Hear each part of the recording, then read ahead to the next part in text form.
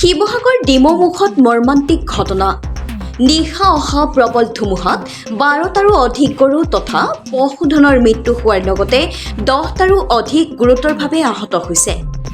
এজোপা ডাঙৰ বাঁহ গছ উভালি গৰুজাকৰ ওপৰত পৰাৰ ফলতেই মৃত্যুমুখত পৰে পশুধনসমূহৰ।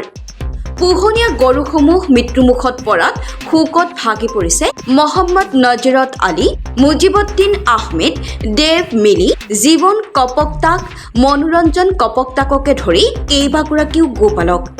গৰু পুহিয়েই জীৱিকা অৰ্জন কৰি অহা খেতিয়ক পৰিয়ালসমূহৰ মাজত বৰ্তমান হাহাকাৰ লাগিছে। শিৱসাগৰৰ পৰা আফিক আহমেদৰ ৰিপৰ্ট লাইভ অসম।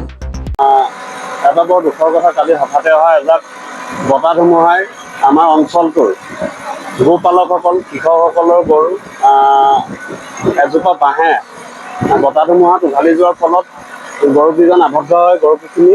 গৰুখিনি আবদ্ধ হোৱাৰ লগতে প্ৰায় 30-40টা গৰু আবদ্ধ হয়। তাৰে লগতে প্ৰায় 10-12টা গৰু বৰ্তমান এতিয়া মৃত অৱস্থাত উদ্ধাৰ হৈছে আৰু ইকেইটা গৰু উদ্ধাৰ অভিযান চলি আছে। আমি ইয়াৰ পৰাই বিভাগীয় কৰ্তৃপক্ষক আমি জনাব বিচাৰোঁ, যিহেতু গোপালকসকলক ইয়াৰ ক্ষতিপূৰণ দিয়ে, আমি তাকে অনুৰোধ জনালোঁ।